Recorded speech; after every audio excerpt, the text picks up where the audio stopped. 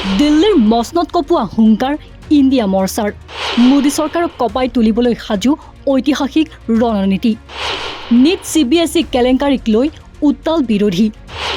লাখ লাখ ছাত্ৰ ছাত্ৰীৰ ভৱিষ্যতক লৈ খেলা কৰাৰ অভিযোগ বিৰোধী ঐক্যক অধিক সক্ৰিয় কৰাৰ ঐতিহাসিক সিদ্ধান্ত একগোট হ'ল দেশৰ 25টাকৈ বিৰোধী দল অহা 8 আগষ্টত হায়দৰাবাদত অনুষ্ঠিত হ'ব পৰৱৰ্তী বৈঠক দীৰ্ঘদিনৰ বিৰতিৰ অন্তত দিল্লীত অনুষ্ঠিত হ'ল ইণ্ডিয়া মিত্ৰজোঁটৰ এক অতি গুৰুত্বপূৰ্ণ বৈঠক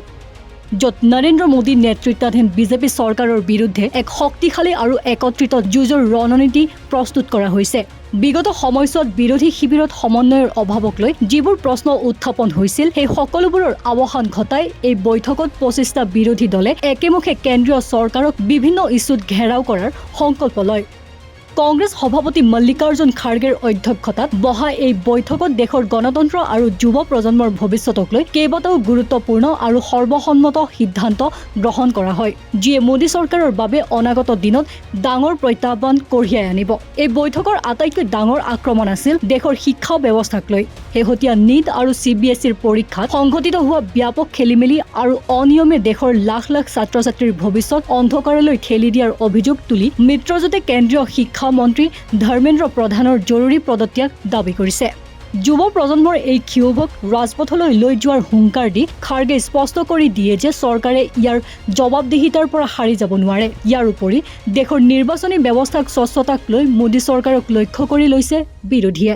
বিশেষকৈ ভোটাৰ তালিকাৰ হেৰফেৰ আৰু ভোট চুৰিৰ দৰে গুৰুত্বপূৰ্ণ অভিযোগ উত্থাপন কৰি নিৰ্বাচনৰ নিৰপেক্ষতা ৰক্ষাৰ স্বাৰ্থত ভাৰতৰ মুখ্য ন্যায়াধীশলৈ এখন বিশেষ পত্ৰ প্ৰেৰণ কৰাৰ সিদ্ধান্ত লোৱা হৈছে আনহাতে দেশৰ জনসাধাৰণক জুৰুলা কৰা আকাশলংঘী মূল্য বৃদ্ধি ক্ৰমবৰ্ধমান নিবনুৱা সমস্যা কৃষকৰ দুৰ্দশা আৰু মহিলাৰ ওপৰত হোৱা অত্যাচাৰৰ দৰে জ্বলন্ত ইছ্যুসমূহক লৈ কেন্দ্ৰীয় চৰকাৰৰ ওপৰত চাপ সৃষ্টি কৰিবলৈ মিত্ৰজোঁটে এখন সৰ্বদলীয় বৈঠক আহ্বান কৰাৰ দাবী জনাইছে সংসদৰ আগন্তুক বৰ্ষাকালীন অধিৱেশনত মোদী চৰকাৰৰ সংসদৰ মজিয়াতে হলঠেকত পেলাবলৈ বিৰোধীয়ে এক বিশেষ কৌশল হাতত লৈছে য'ত প্ৰতিদিনা পুৱা বিৰোধী দলৰ নেতাৰ কাৰ্যালয়ত সমন্বয় বৈঠক অনুষ্ঠিত হ'ব যাতে সদনৰ ভিতৰত চৰকাৰৰ বিৰুদ্ধে একগোট হৈ থিয় দিব পৰা যায় বিৰোধী ঐক্যক অধিক শক্তিশালী আৰু সক্ৰিয় কৰি ৰাখিবলৈ এতিয়াৰে পৰা প্ৰতি 2 মাহৰ অন্তৰে অন্তৰে ইণ্ডিয়া মিত্ৰজোঁটৰ বৈঠক অনুষ্ঠিত কৰাৰ এক ঐতিহাসিক সিদ্ধান্ত লোৱা হৈছে যাৰ পৰৱৰ্তী বৈঠক অহা 8 আগষ্টত হায়দৰাবাদত অনুষ্ঠিত হ'ব যদিও CPMৰ দৰে দলে মিত্ৰজোঁটৰ কাৰ্যপদ্ধতি আৰু কেৰালাৰ নিৰ্বাচনী প্ৰসংগক লৈ কিছু চিন্তা প্ৰকট কৰিছে তথাপিও মমতা বেনাৰ্জী অখিলেশ যাদৱ তেজস্বী যাদৱকে ধৰি 25টা দলৰ শীৰ্ষ নেতৃত্বৰ উপস্থিতিয়ে প্ৰমাণ কৰিছে যে বিৰোধী এতিয়া বিজেপিৰ বিৰুদ্ধে এক দীৰ্ঘম্যাদী আৰু নিৰ্ণায়ক যুঁজৰ বাবে সম্পূৰ্ণ সাজু এতিয়া লক্ষণীয় হ'ব যে ৰাজপথৰ পৰা সংসদলৈকে গঢ়ি উঠাৰ বিৰোধীৰ এই তীব্ৰ আক্ৰমণৰ সন্মুখত মোদী চৰকাৰে কি স্থিতি গ্ৰহণ কৰে news desk report north east নাও